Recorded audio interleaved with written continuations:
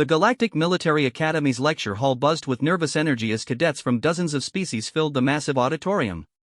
Commander Zektar, a 7-foot-tall Krillian with chitinous armor plating, stood at the podium reviewing his notes.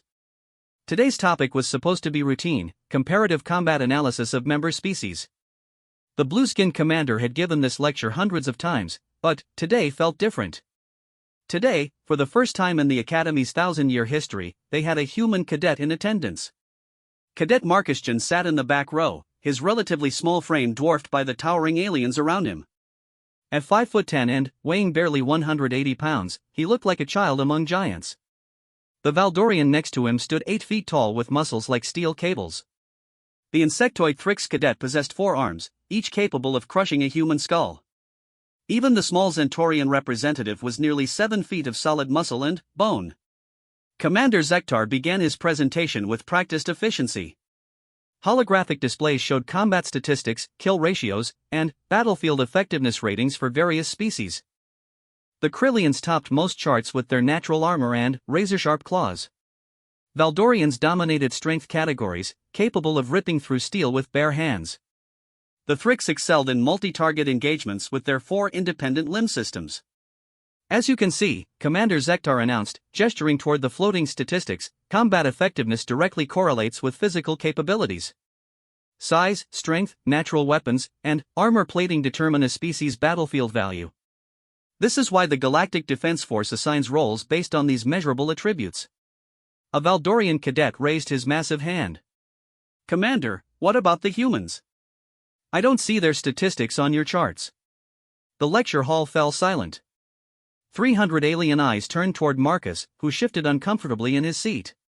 Commander Zektar's mandibles clicked together, the Krillian equivalent of clearing one's throat. "Humans are a recent addition to our alliance," the commander said carefully. "Their physical parameters are, frankly, underwhelming.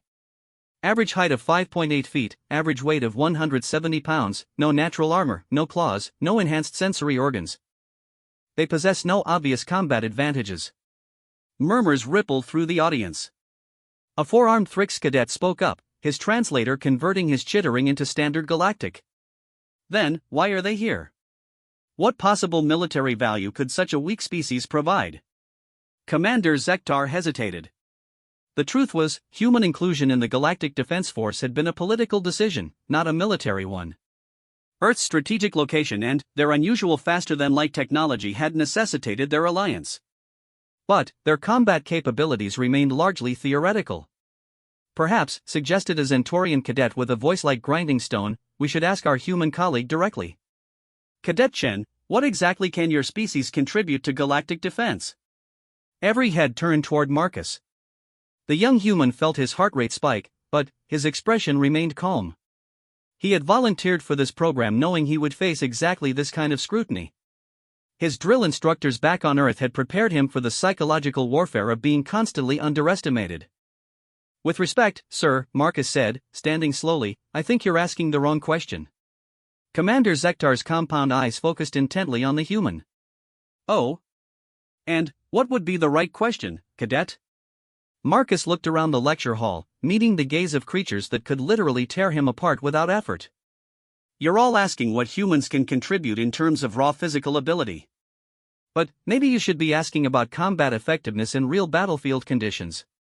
The Valdorian cadet laughed, a sound like boulders grinding together. "Combat effectiveness? How effective can a species be when any warrior here could kill you with one hand?" "That's true," Marcus agreed calmly. "Any of you could kill me in hand-to-hand combat. But war isn't usually fought hand-to-hand, is it?" Commander Zektar sensed where this conversation was heading, and something in his military instincts warned him to be careful. "What are you suggesting, Cadet Chun?" "I'm suggesting that maybe raw physical power isn't the most important factor in modern warfare.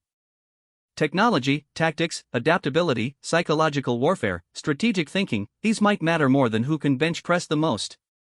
A ripple of dismissive laughter spread through the alien cadets. The Thrix representative clicked his mandibles in amusement. Psychological warfare? Against species that have conquered star systems? Strategic thinking? We have been waging interstellar war for millennia while your species was still throwing rocks. Marcus nodded respectfully. You're absolutely right. Your species have far more experience with large-scale warfare. But, experience with one type of warfare doesn't necessarily translate to effectiveness in all situations. Commander Zektar found himself genuinely curious now. Explain. Well, Commander, you mentioned kill ratios and combat effectiveness. What's the highest single engagement kill ratio ever recorded for a Krillian warrior? The commander's mandibles twitched. This was a matter of considerable pride for his species. Warrior Prime Kethlock achieved 247 confirmed kills during the Battle of Zirian Prime. He held a mountain pass against an entire enemy battalion. Impressed murmurs filled the hall. It was indeed a legendary feat, sung about in Krillian war songs for 3 centuries. That's incredible, Marcus said, and he meant it. 247 enemies. What about Valdorians? The massive Valdorian cadet straightened with pride. Champion Brodok eliminated 312 enemy soldiers during the siege of Gornak. He fought for 18 straight hours without rest. Amazing. Thrix? The insectoid representative clicked proudly. Hive warrior Zakth defeated 189 enemies in the contested Nebula engagement. Her 4-limb combat style is still studied in our military academies. Marcus nodded respectfully to each species. These are genuinely impressive achievements. Warriors to be remembered forever. He paused, looking around the hall. Would you like to know the highest recorded single engagement kill count for a human? The lecture hall went dead quiet. Commander Zektar found himself leaning forward despite himself. Even if humans had some surprisingly effective warrior, the number couldn't possibly compete with the legendary feats just recounted. Please, enlighten us, the commander said. Marcus's expression remained completely neutral. The highest confirmed single engagement kill count for a human soldier is 2,746 enemy combatants. The silence that followed was absolute. For a long moment, nobody moved. Nobody spoke. Nobody even seemed to breathe. Finally, the Valdorian cadet's voice broke the silence, uncertain for the first time. That's impossible. No single warrior could kill 2,746 enemies and survive. The logistics alone. You're right, Marcus agreed. No warrior could accomplish that in hand-to-hand combat. But, the Marine in question wasn't fighting hand-to-hand. Commander Zektar's compound eyes were fixed on Marcus with laser intensity. How? The engagement took place during what humans call World War II, on our home planet. A single Marine named Jean Bassilone was defending an airfield on an island called Guadalcanal. His position came under attack by approximately 3,000 enemy soldiers. He had 2 machine guns, limited ammunition, and no support. The alien cadets exchanged glances. Those numbers made no sense from a tactical standpoint. The engagement lasted 15 hours, Marcus continued in the same calm tone. When it was over, 2,746 enemy soldiers were dead. The Marine survived with minor injuries. Impossible, the Thrix cadet chittered. One warrior cannot defeat 3,000 enemies, regardless of weapons technology. The enemies would simply overwhelm his position. Marcus shrugged. You're thinking about it wrong. You're assuming the enemies could reach his position. Commander Zektar was beginning to understand, and what he was understanding made him deeply uncomfortable. The machine guns. Machine guns, defensive positioning, ammunition discipline, tactical awareness, and something you might not have in your military databases, human stubbornness. Marcus's expression finally shifted, showing just a hint of a smile. Humans have this psychological quirk. When we're cornered, when retreat isn't an option, when everything depends on holding a position, we tend to get unreasonably determined. The Valdorian cadet was shaking his massive head. But, the ammunition. How could one soldier carry enough ammunition for 2,746 kills? He couldn't, Marcus admitted. He had to scavenge ammunition from fallen enemies, repair his weapons under fire, and coordinate with supply drops while simultaneously maintaining defensive fire. He went 15 hours without sleep, without rest, under constant enemy attack. The lecture hall was completely silent now. Commander Zektar realized that his carefully prepared presentation about physical combat capabilities was becoming irrelevant. But, this is just one example, the Zentorian cadet said, though his voice lacked its earlier confidence. One exceptional warrior among billions. Every species has legendary individuals. Marcus nodded. You're absolutely right. One example proves nothing about species-wide capabilities. But, would you like to know what makes that particular example interesting? Without waiting for an answer, he continued. John Basilone wasn't selected for this mission because he was the greatest human warrior alive. He wasn't chosen because of exceptional physical abilities. He was just a regular Marine who happened to be assigned to that position when the attack came. By human military standards, he was completely ordinary. The implications of that statement hung in the air like a toxic cloud. Commander Zektar found himself reconsidering everything he thought he knew about combat effectiveness evaluation. You're suggesting, the commander said slowly, that this level of performance is typical for human soldiers? I'm not suggesting anything, sir. I'm just providing the data you requested about human combat capabilities. The lecture hall remained unnaturally quiet as Commander Zektar processed what he had just heard. His mandibles clicked nervously as he accessed the Academy's combat database through his neural interface. The statistics he found made his chitinous plates shift uncomfortably. Cadet Chen, the commander said finally, you mentioned this was during something called World War II. I'm not familiar with this conflict.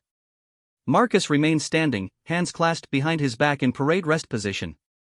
World War II was a global conflict on our home planet, sir. It lasted approximately 6 years and involved nearly every nation on Earth. A four-armed Thrix cadet leaned forward. Global? You mean this was a planetary civil war? In a sense, yes. Though the sides weren't divided by species, obviously. They were divided by ideology, territory, and political alliances. The Valdorian cadet's voice carried a note of disbelief. Your entire planet was at war? For 6 years? Most of it, yes. Commander Zektar's compound eyes narrowed. In galactic terms, planetary civil wars were typically brief, brutal affairs that ended quickly with one faction achieving dominance. The idea of a sustained global conflict lasting years suggested something unusual about human warfare patterns. What were the casualty figures, he asked, though part of him didn't want to know the answer. Marcus's expression remained neutral. Approximately 70 to 80 million dead, sir. Both military and civilian casualties.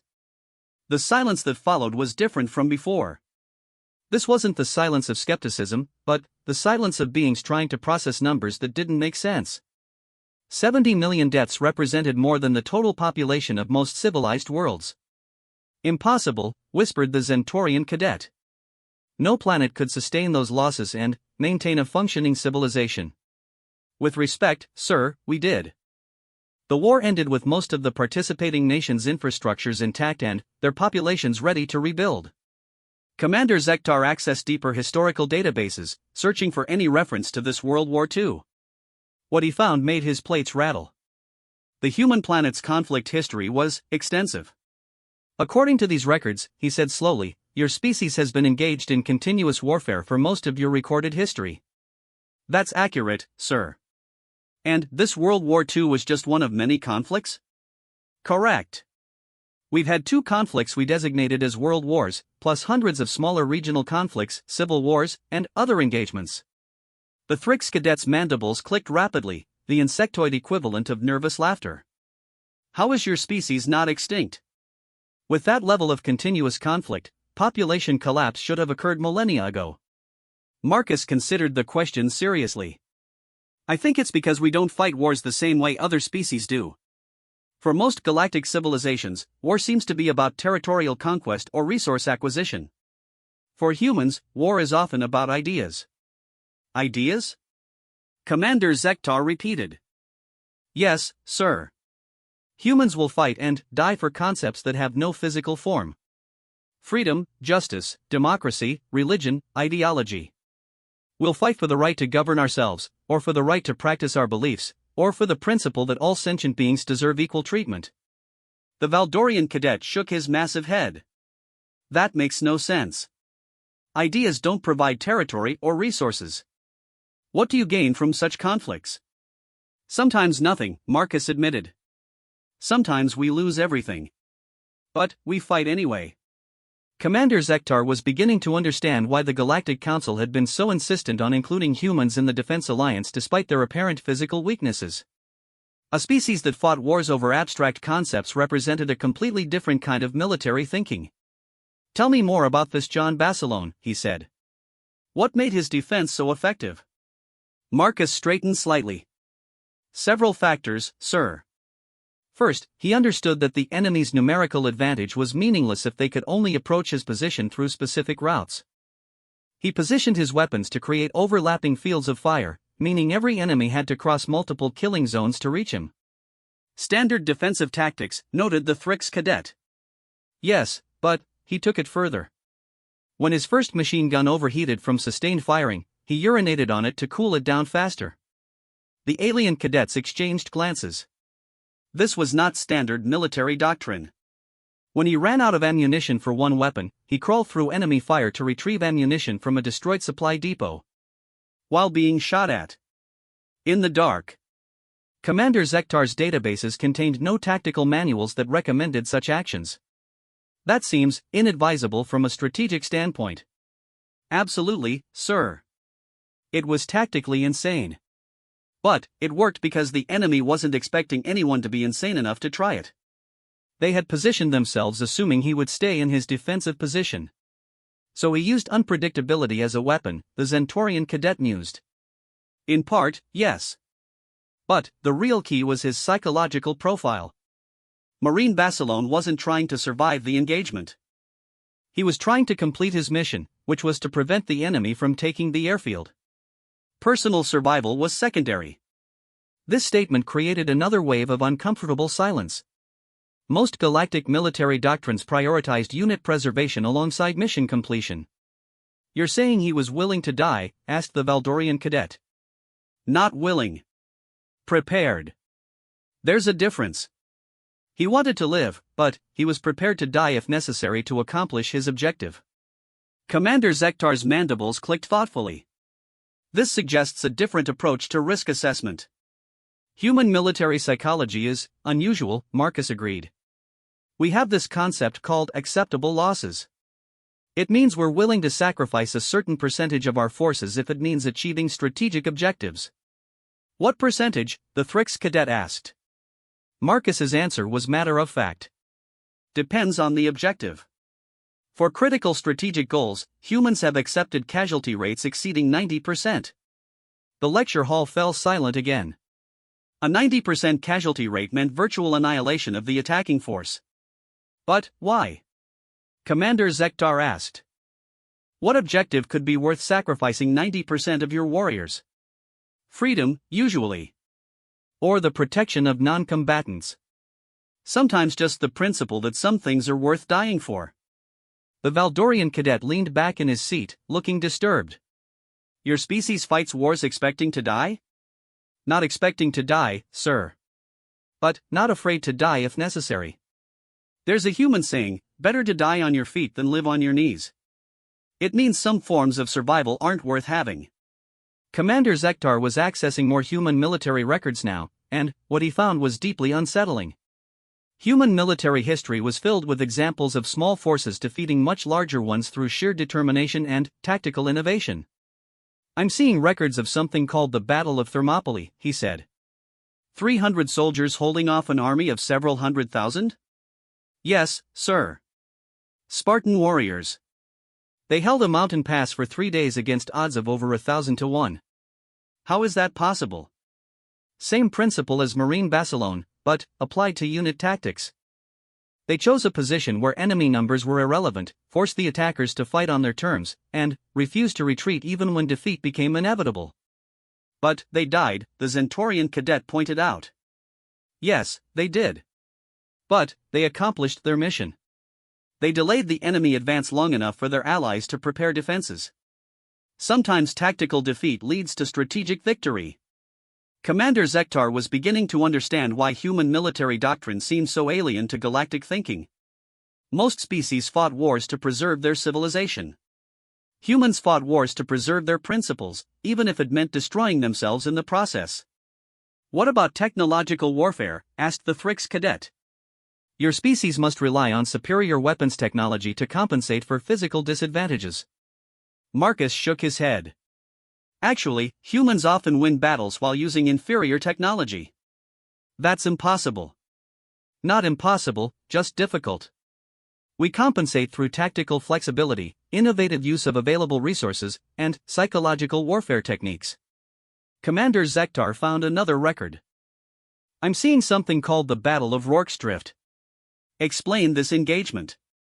139 British soldiers defended a supply depot against 4,000 Zulu warriors. The defenders had rifles, but limited ammunition. The attackers had spears, shields, and superior knowledge of the local terrain. Surely the technological advantage was decisive? Not really. The Zulus were experienced warriors who understood how to minimize the effectiveness of firearms. They attacked at night, used terrain to approach unseen, and employed coordinated tactics that nearly overran the defensive position. So how did 139 soldiers defeat 4,000? Marcus's expression grew thoughtful. They didn't, really. They just refused to lose. When their ammunition ran low, they fought with bayonets. When their perimeter was breached, they fell back to interior positions and kept fighting. When buildings caught fire, they fought in the flames. They held on just long enough for reinforcements to arrive. How many casualties? 17 dead, 15 wounded among the defenders. Approximately 500 enemy casualties. The numbers were staggering from a tactical standpoint. A force outnumbered nearly 30 to 1 had inflicted casualties at a rate of nearly 30 to 1. But, what drives this behavior? Commander Zektar asked. What psychological mechanism makes humans fight beyond the point of rational self-preservation? Marcus considered the question carefully. I think it's because we don't see survival as the highest priority. Humans have this hierarchy of values where some things matter more than staying alive. Such as? Protecting others, especially those who can't protect themselves. Defending principles we believe are right. Honoring commitments we've made. Proving that we can't be broken by threats or violence. The Valdorian cadet was shaking his head slowly. Your species is insane. Marcus smiled for the first time since the discussion began. That's what our enemies usually conclude, yes. Commander Zektar realized that his lecture had completely derailed from its original purpose, but he found himself unable to stop asking questions. The more he learned about human military psychology, the more concerned he became about the implications for galactic warfare. Cadet Chen, he said, you've provided examples of individual heroics and small unit actions. But surely human military effectiveness diminishes when scaled up to planetary or system-wide conflicts? Marcus remained at attention, but his eyes showed a hint of amusement. With respect, Commander, our World War II involved over 100 million military personnel across 6 continents, thousands of naval vessels, tens of thousands of aircraft, and coordination between dozens of allied nations. And, you maintained tactical effectiveness at that scale? We improved it, actually. Humans tend to become more dangerous as group size increases, not less. The Thrix cadet's mandibles clicked nervously. That contradicts everything we know about military organization theory. Large armies become unwieldy, communication breaks down, supply chains become vulnerable. That's true for armies focused on conventional tactical thinking, Marcus agreed. But, human military doctrine emphasizes adaptability and independent operation. We train our units to function effectively even when cut off from command structure. Commander Zektar accessed records of human military training programs and found them deeply disturbing. Where most galactic militaries focused on discipline and following orders, human training seemed designed to produce independent thinking and creative problem-solving under extreme stress. Your training programs, he said slowly, deliberately subject soldiers to scenarios where standard tactics fail? Yes, sir. We call it stress inoculation. The goal is to train people to think clearly when everything goes wrong. Give me an example. Marcus thought for a moment. In Marine training, recruits are given impossible scenarios with inadequate resources and conflicting orders. They're expected to find solutions anyway. What kind of solutions? Whatever works. Improvised weapons from available materials. Unconventional tactics that enemy commanders wouldn't anticipate. Psychological operations designed to break enemy morale. sometimes pure stubbornness. The Valdorian cadet leaned forward. You train your soldiers to disobey orders? We train them to accomplish missions regardless of circumstances. Sometimes that means following orders exactly. Sometimes it means adapting when orders become irrelevant to battlefield conditions. Commander Zektar was accessing more records now, and each new piece of information painted a more unsettling picture of human military capability. I'm finding records of something called the Vietnam War. Your species fought for over a decade in a conflict where the enemy had technological disadvantages but superior knowledge of local terrain? Correct, sir. And the outcome? Marcus's expression grew somber. We lost. The statement created a ripple of surprise through the alien cadets. Finally, evidence that human military effectiveness had limits. But, Marcus continued, we lost because we were fighting a limited war while our opponents were fighting a total war. Explain. The United States was fighting to achieve specific political objectives while minimizing American casualties. The North Vietnamese and Viet Cong were fighting for their survival as a people and their right to self-determination. When one side is willing to accept unlimited casualties and the other side isn't, the outcome becomes predictable. Commander Zektar's mandibles clicked thoughtfully. You're saying the loss was due to political constraints rather than military capability? Partly, yes. But it also demonstrated something important about human warfare. We're most effective when we're fighting for survival or fundamental principles. When we're fighting for political abstractions or economic interests, our effectiveness drops significantly. The Zentorian cadet spoke up. This suggests your species' combat effectiveness is directly related to psychological motivation. That's accurate. A motivated human force is exponentially more dangerous than an unmotivated one. Commander Zektar found another record. What about the Battle of Stalingrad? The casualties here seem excessive. The lecture hall fell quiet again. Marcus's expression grew serious. Stalingrad was total war, sir. Both sides were fighting for survival. The battle lasted 5 months and resulted in approximately 2 million total casualties. 2 million? The Valdorian cadet's voice was barely a whisper. The city was completely destroyed. Both armies fought in the rubble, literally room to room, floor by floor. Sometimes opposing forces occupied different floors of the same building and fought for weeks to control stairwells.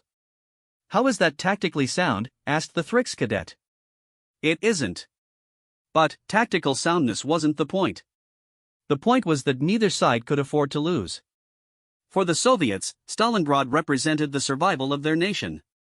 For the Germans, it represented their ability to achieve strategic objectives on the Eastern Front. Commander Zektar was beginning to understand the full implications of human military psychology. So when humans believe their survival is at stake, standard tactical considerations become irrelevant? Not irrelevant, but secondary. The primary consideration becomes, how do we prevent the enemy from achieving their objectives, regardless of cost? And, what costs are humans willing to accept? Marcus met the commander's compound eyes directly. Any cost necessary. The simple statement carried such finality that nobody spoke for several moments. Finally, the Valdorian cadet asked the question that everyone was thinking. Cadet Chen, if humans are so effective at warfare, why did your species seek alliance with the Galactic Federation instead of attempting conquest? Marcus's answer came without hesitation. Because humans understand the difference between being able to fight and wanting to fight. We're good at war because we understand how terrible it is. Most of our military innovations come from trying to end conflicts as quickly as possible with minimal casualties. That seems contradictory, noted the Thrix cadet. Not contradictory, just complex. Humans have learned that the best way to prevent wars is to be so obviously dangerous that potential enemies choose negotiation instead. Commander Zektar was accessing human technological records now. I'm seeing references to something called nuclear weapons. The alien cadet suddenly paid closer attention. Nuclear technology was heavily regulated in galactic space, considered too dangerous for general military use. Yes, sir. Fusion and fission weapons with yields ranging from tactical battlefield applications to strategic city-destroying devices. And humans have used these weapons? Twice, during World War II. Against civilian population centers. The statement created an atmosphere of shock in the lecture hall. Deliberate targeting of non-combatants was considered a war crime by all galactic military codes. The psychological impact was immediate and decisive, Marcus continued in the same neutral tone. The war ended within days of the second weapon being deployed. You used weapons of mass destruction to target non-combatants, the Zentorian cadet said, his voice carrying clear disapproval. Yes, Marcus replied simply. It was horrible. But it ended a war that might otherwise have continued for years and cost millions more lives. Commander Zektar was searching databases frantically now. How many of these weapons does your species possess? Thousands. Thousands? The Valdorian cadet's voice cracked. Why would any species maintain an arsenal capable of destroying entire star systems? Because we learned something important from our history of warfare. Sometimes the only way to prevent a war is to make the consequences of starting one so terrible that nobody wants to risk it. But, what if someone calls your bluff? Asked the Thrix cadet. Marcus's expression remained completely calm. It's not a bluff. The implications of that statement settled over the lecture hall like a toxic fog. Commander Zektar realized that he was looking at a species that had solved the problem of preventing large-scale warfare by making themselves so dangerous that attacking them would be suicidal. Let me understand this correctly, he said slowly. Your species maintains the capability to destroy any civilization that threatens you, and you've demonstrated the willingness to use such weapons? Correct.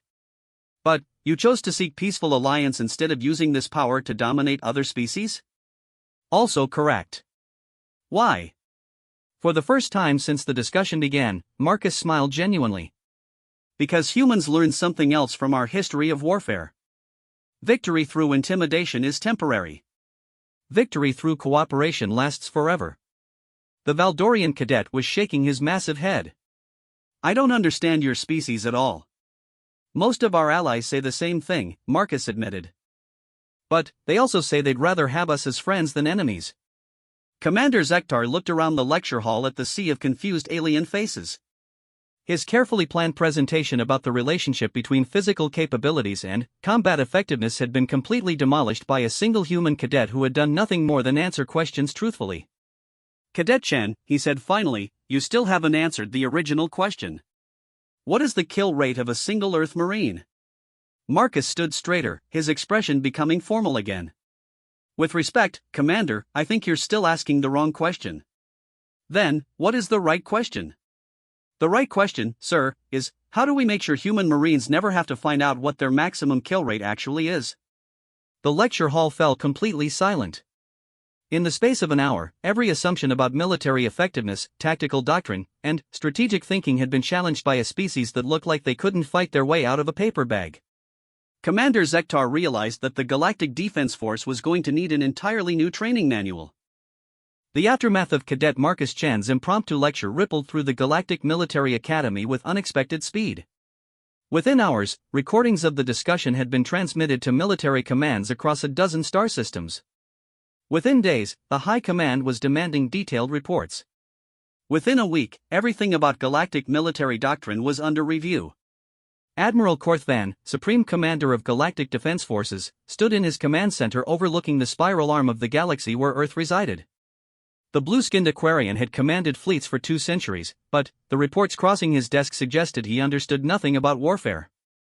Show me the human combat records again, he ordered his aide, a nervous Centaurian with silver skin and oversized eyes. Sir, which specific engagement would you like to review? All of them. The holographic display filled with data streams from human military history. Thousands of conflicts spanning millennia, casualty reports that made no mathematical sense, tactical scenarios that defied conventional military wisdom. Admiral Korthvan studied the patterns, searching for some explanation that would make sense of what he was seeing. This data must be corrupted, he said finally. These casualty ratios are impossible. No sir, replied his aide nervously. We've verified the records through 17 different sources. The humans have also provided extensive documentation, including video recordings of many engagements. Admiral Korthvan's gills fluttered with agitation. Video recordings of soldiers achieving kill ratios exceeding 100 to 1? Yes, sir.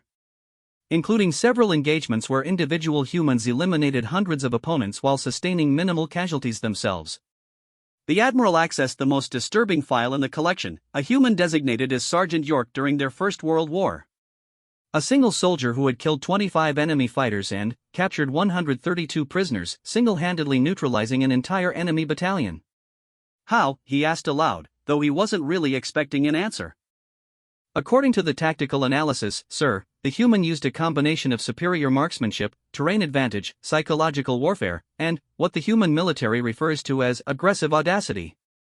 Aggressive audacity?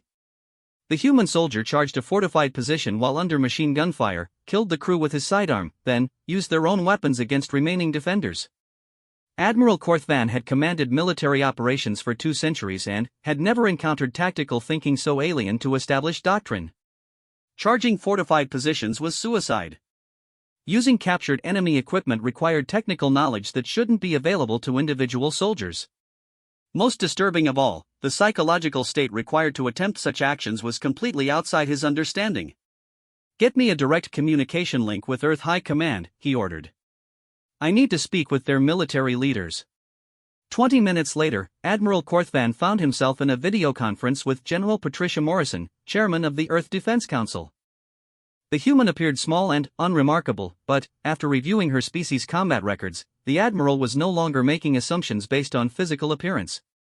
"General Morrison," he began, "I've been reviewing your military history, and I have concerns." The human's expression remained pleasantly neutral. "What kind of concerns, Admiral? Your species' approach to warfare is unprecedented. I'm trying to understand how to integrate human forces into galactic defense strategies when your tactical doctrine seems to ignore established military principles."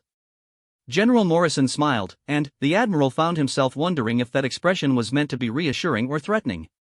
"Admiral, what specific principles are we ignoring? Acceptable casualty rates, for example." Most galactic military doctrines establish clear parameters for mission abort when casualties exceed 15%. Your records indicate human forces routinely continue operations despite casualty rates exceeding 50%. That's accurate. Sometimes mission completion requires accepting heavy losses. But, at what point do losses become unacceptable? General Morrison's expression grew serious. When the mission becomes impossible to complete or when the strategic value no longer justifies the cost. But, those decisions are made based on strategic considerations, not arbitrary casualty percentages. Admiral Korthvan accessed another file. "I'm looking at records from your D-Day invasion during World War II. Initial casualty projections exceeded 80% for some units, but the operation proceeded anyway. The strategic value of establishing a second front in Europe justified the risk. But, you lost 4,400 soldiers in a single day." "Yes, we did. And, we considered it an acceptable cost for what we achieved." The Admiral was beginning to understand why human military thinking seemed so alien. Most galactic species viewed their soldiers as valuable resources to be preserved. Humans viewed their soldiers as tools to be used to accomplish objectives, regardless of cost. "General, I need to understand something. What motivates human soldiers to accept these casualty rates? Most species would experience mass desertion or unit breakdown under such conditions." General Morrison leaned forward slightly. "Admiral, I think you're misunderstanding the psychological foundation of human military service. Our soldiers don't fight because they're ordered to. They fight because they believe in what they're fighting for." "Explain." "Human military effectiveness is based on voluntary commitment to shared values. Our soldiers choose to serve, and they choose to continue serving even when conditions become extreme." Admiral Korthvan's gills fluttered with confusion. "Choice? Your military service is voluntary?" "Completely. We've learned that forced conscription produces inferior soldiers. Volunteers fight harder, think more creatively, and maintain effectiveness under conditions that would break conscripts. But, how do you maintain unit cohesion when individual soldiers can choose to leave?" General Morrison's smile returned. "They don't choose to leave.